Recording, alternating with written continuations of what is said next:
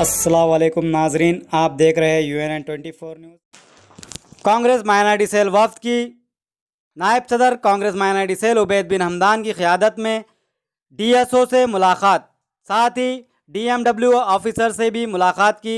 अक़लियतों बिलखुसूस शहर की आवाम को दरपेश मसाइल पर आवाज़ उठाने वाली ये शख्सियत अक़लियती क़ायद उबैद बिन हमदान ने मुख्तलिफ़ मसाइल पर नुमाइंदगियाँ करते हुए आवाम को सहूलत पहुँचाने का ओहदेदारान और रियासती हुकूमत से पुरज़ोर मुतालबा किया। जैसे कि पिछले कई बरसों से सब्सिडी लोन्स की इजराई को रोक दिया गया है और नई दरख्वास्तें तलब नहीं की जा रही है, जिससे अक़लियती बेरोज़गार नौजवानों को काफ़ी मसाइल और दुश्वारियाँ दरपेश होने का उन्होंने इजहार किया और 2015-16 में मंजूरा 2 लाख रुपये के सब्सिडी लोन्स की जल्द से जल्द इजराई का मुतालबा किया। साथ ही परमानेंट यानी मुस्तकिल DMW ऑफिसर अक़लियती बहबूद ओहदेदार का तकर्रुर करने की ख्वाहिश जाहिर की और DSO से मुलाकात करते हुए पिछले 2 साल से राशन कार्ड की साइट्स को जो बंद कर दिया गया उस पर बरहमी जाहिर की और हुकूमत और मुतल्लिका हुक्काम से इस बात की ख्वाहिश जाहिर की कि जल्द से जल्द राशन कार्ड की साइट को बहाल किया जाए और मुस्तहिक़ गुरबा को राशन कार्ड से मुस्तफ़ीद किया जाए। इस मौके पर मुस्तफ़ा अलकाफ, असलम, अत्थर अली के अलावा दिगर भी मौजूद थे।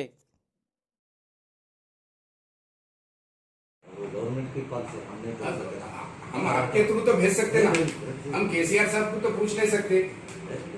आपको कॉपी दे देते हैं। आपका मेल एड्रेस कुछ है? सर उस पर मेल एड्रेस है, फोन नंबर है। अध्यक्ष फाइल निकाल के करेंगे। अच्छा बता दो गवर्नमेंट को जो उसका कॉपी मेल जिला कांग्रेस माइनॉरिटी डिपार्टमेंट की जानिब से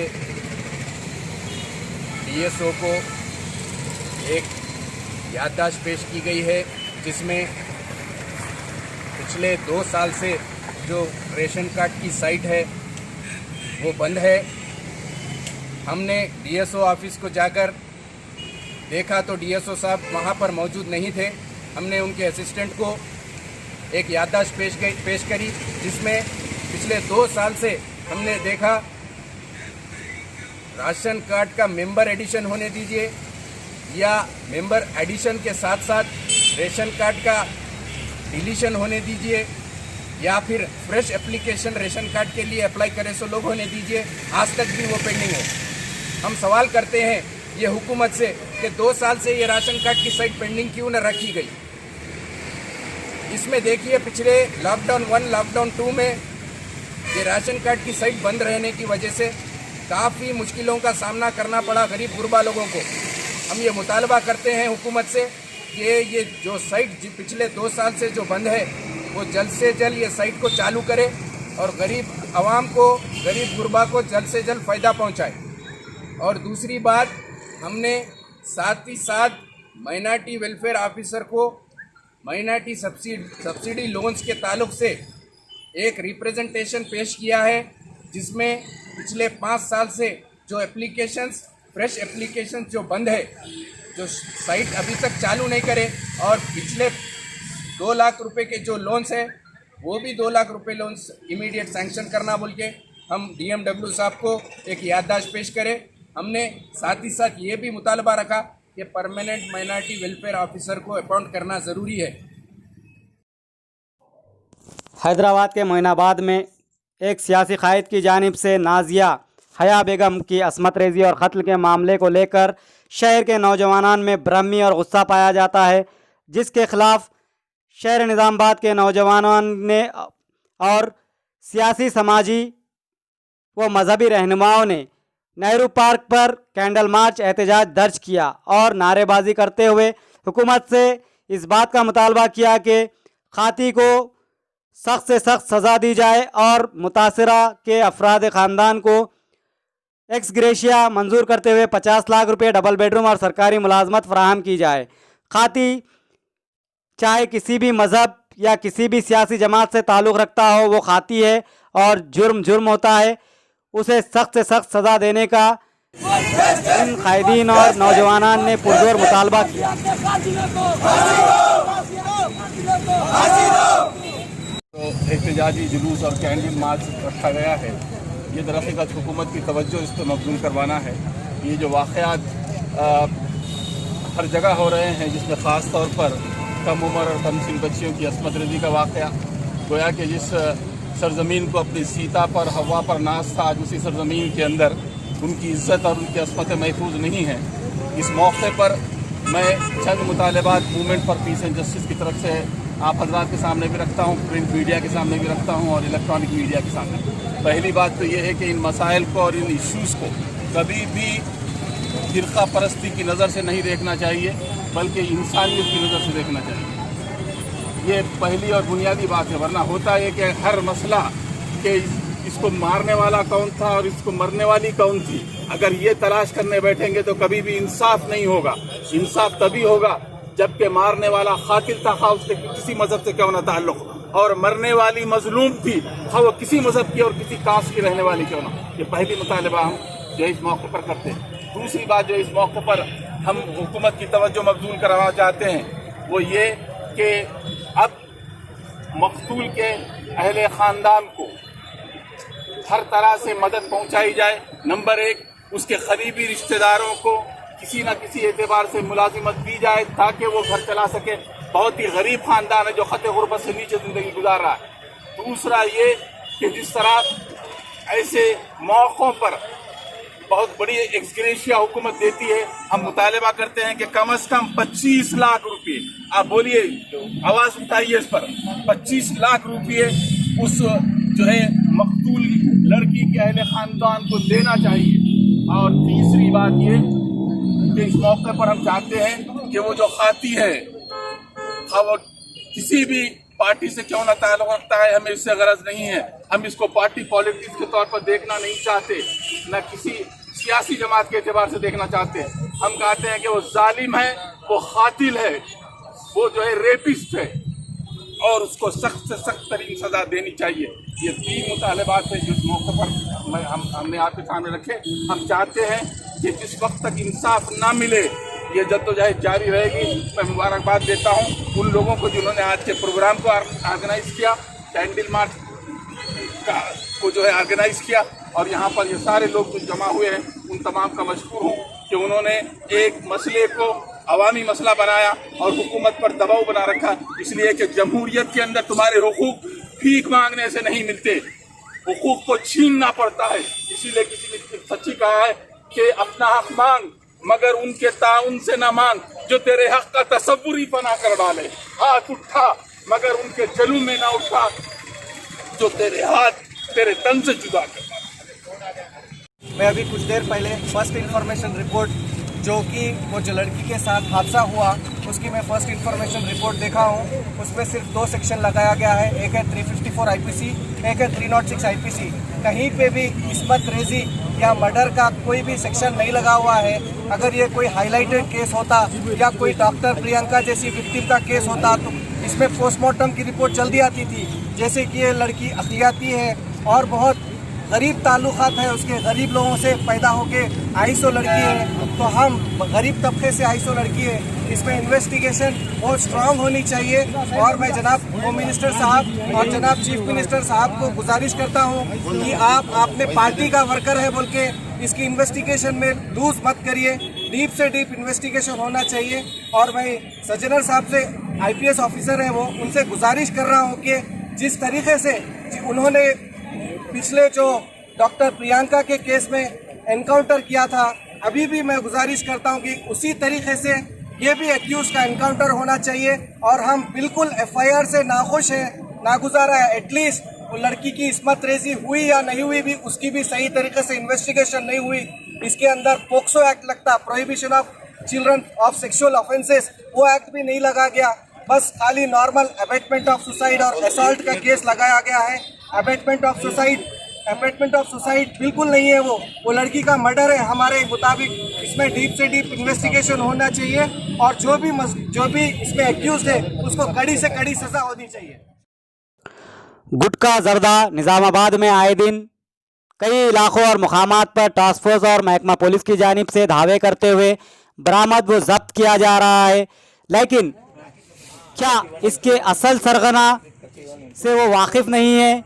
आवाम सब जानती है कौन है असल गुटखे का सरगना, कहाँ पर गुटखा और जर्दा तैयार किया जाता है।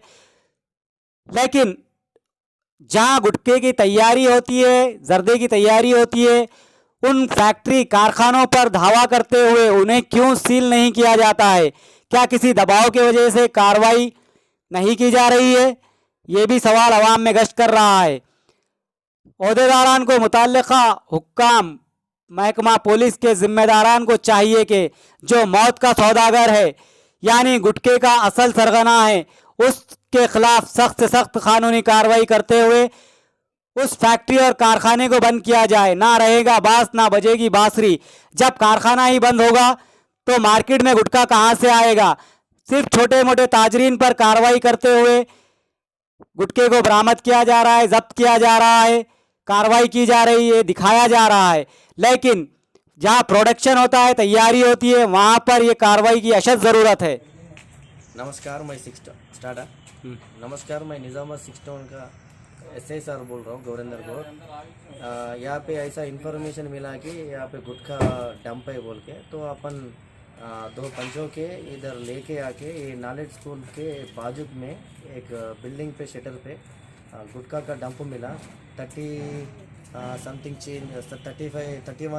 बड़ा बैग्स और 18 और वाइट कलर बैग्स में AD का गुटखा मिला। ये जो अभी इसका पंचनामा करके केस करके बाद में इन्वेस्टिगेट करने के बाद पूरा इन्फॉर्मेशन दे दूँगा। ये किसका है बोल के मालूम नहीं है। पहला जो ये मोहम्मद अब्दुल गनी का ये बिल्डिंग है, ये शॉप का यहाँ पे नाम है। पहला इसका ओन शेटर में है मिला अपन को। पहला ये केस करने के बाद इंट्रागेशन में इन्वेस्टिगेशन में पूरा बता देंगे। Thank you. News Bharat Rani colony पहुँचा नागरा में, जहाँ पर आए दिन सरकारी अराजियात पर नाजायज़ कब्जों की वाक़यात मंजर आम पर आ रहे हैं, जिसके बाद यहाँ की आवाम ने मुत्तहिद होकर BJP वाइस प्रेसिडेंट, रियासती वाइस प्रेसिडेंट और साबिक़ा MLA एंडाला लक्ष्मी नारायण को इस से मुतालिक वाकिफ़ करवाया। और आज वो साबिक़ा MLA BJP लक्ष्मी नारायण ने यहाँ पहुँचकर एक कम्युनिटी हॉल की अराजी पर नाजायज़ कब्ज़े को नाकाम बनाया और यहाँ पर तमामी मज़ाहब के लिए यानी पब्लिक के लिए एक कम्युनिटी हॉल की तामीर के लिए उन्होंने संगे बुनियाद रखा और इंतबा दिया कि नाजायज़ काबिन अगर इस तरफ देखते हैं या नाजायज़ कब्जे की फिर से कोशिश करते हैं तो सख्त से सख्त कानूनी कार्रवाई की जाएगी। और मुतालिका महकमे के ओहदेदारान से ख्वाहिश जाहिर की कि वो ऐसे नाजायज़ काबिन पर सख्त कार्रवाई करे और इस इलाके पर तवज्जो दे जहाँ पर कई एकड़ सरकारी अराजी मौजूद है, जिस पर ये नाजायज़ काबिन सियासी असर और रसूख और पुष्टपनाही के सबब गुरबा के प्लाटों को फ़रोख्त कर रहे हैं और उन पर जुल्म ज़्यादतियाँ कर रहे हैं। इसके खात्मे के लिए पुलिस कमिश्नर और मुतालिका हुक्काम, रेवेन्यू के हुक्काम तवज्जो देते हुए गुरबा के साथ इंसाफ करने की ख्वाहिश जाहिर की। यहाँ 2165 सर्वे नंबर 500 एकड़ का है, सरकार का है। ये सरकार जमीन को कोई कब्जा करके अपना खुद का घोषित कर रहा है, ये सही नहीं है। ये सरकार का जमीन का भू कब्जा होता है। जो भू कब्जा करता है उनके ऊपर भू कब्जा के कानून के तहत उनके ऊपर केस बनाना है। और जो गरीब लोग हैं, सालों से बस रहा है, किसी के पास पैसा है तो वो घर बन लिए, किसी के पास पैसा नहीं है तो बेसमेंट बना लिया और कोई बेसमेंट बनाने के सोच में है। इनका जमीन पर सत्ता के ताकत से और मौत के ताकत से आके हमला करने वालों से इनको रक्षा देना है। और जो है इनको यहाँ बुनियादी सहूलतें यहाँ पर नहीं है, वो बुनियादी सहूलतें इनको बनाना है। ये शहर के आवाम है, शहर के कमिश्नर, इसके ऊपर इधर ध्यान देना जरूरी है। बरसात में पानी में भीग रहा है, कई पानी जाने के लिए नाला खोदे हैं, उसमें पानी जमा होके बच्चे गिरे तो जिंदा रहना मुश्किल है। ऐसा स्थितियों में ये लोग अपना जीवन बिता रहे हैं। इन लोगों के लिए बुनियाद सहूलतें बनाना है और जो मैं एमएलए रहा सो समय पे 1500 पट्टा बनाए थे। समय के कमी के वजह से बने सो पट्टा आइडेंटिफाई करे सो जमीन 1500 लोगों को देना था, वो कहाँ है, किसके कब्जे में है, वो बाहर निकालना और जिनको कब्जे में है उनको हटाना है और जिनको नहीं है उनको देना है। ये मांग ये यहाँ की रेवेन्यू अधिकारी को कर रहा है, यहाँ जिला अधिकारी को कर रहा है और ये सहूलतें बनाने का काम म्युनिसिपल कमिश्नर, कारपोरेशन के कमिश्नर अपना नजर रखना जरूर है। इनका गरीबों को ये सहूलत देना अपना फर्ज है, वो फर्ज निभाना हम मानते हैं। कमटी हाल नहीं है गली को, इसलिए कुछ बोलना बात करना करना बोलेगा जगह नहीं है, इसलिए गवर्नमेंट का प्लेस है ये। यहाँ कमटी हाल बनाएंगे बोल के भाई साहब को बुलाए, माजी एमएलए गाड़ी को बुलाए, स्टेट वाइस प्रेसिडेंट बुलाए, यहाँ इनाग्रेशन करके गए। यहाँ कमटी हाल बनाते सबके लिए, एक कुलम नहीं, एक जात नहीं है, सबके लिए। वो सब बातरानी कॉलोनी के लिए है ये कमटी हाल। कोई भी कब्जा हो, गवर्नमेंट का प्लेस है, वो कोई भी कब्जा कर नहीं सकते, करे तो भी उन्होंने बाजू को हट जाना, ये गवर्नमेंट का लैंड है। अब कौन कब्जा करे? कब्जा कौन करे? कब्जा कोई भी करने दो, अब नाम नहीं लेते। ये हमारा संज्ञान जगह है भैया, ये अभी हम 14 साल से बन रहे हैं। मोरम डाले कब्जा करने के लिए, ये कमटी हाल का प्लेस है, कोई भी कब्जा करने को मोरम डाले ना, वो बाजू को हट जाना। यहाँ कमटी हाल बनाने वाले हैं।